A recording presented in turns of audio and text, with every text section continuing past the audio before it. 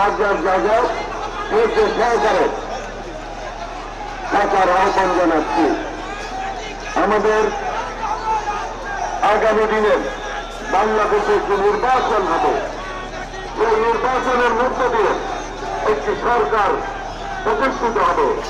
মানুষ নতুন বাংলাদেশের প্রত্যাশায় এই দেশের জনগণ দেশে আন্দোলন করেছে।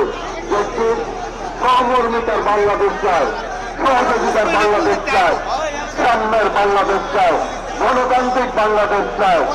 উদার গণতান্ত্রিক ভাবে যাতে আমরা পথ চলি, সেটি বাংলাদেশের মানুষ প্রত্যাশা করে। যে ভাইরা সেই নির্বাচনের মধ্য দিয়ে ইনশাল্লাহ এই দেশের জনগণের রায় নিয়ে আগামী দিনে আমাদের ভারপ্রাপ্ত চেয়ারম্যান দেশ নায়ক তারেক রহমান এই দেশের প্রধানমন্ত্রী নির্বাচিত হবে ইনশাল্লাহ। প্রিয় ভাইরা, এই দেশের মানুষ দীর্ঘদিন ফ্যাসিবাদ বিরোধী আন্দোলন করেছে, সংগ্রাম করেছে, রক্ত দিয়েছেন। আমাদের অসংখ্য নেতা খুন হয়েছে।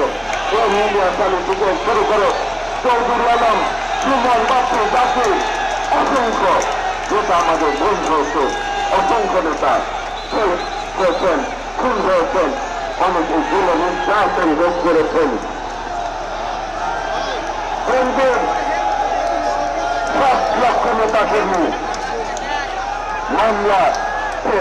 মামলায় নির্যাতন ভোগ করেছেন।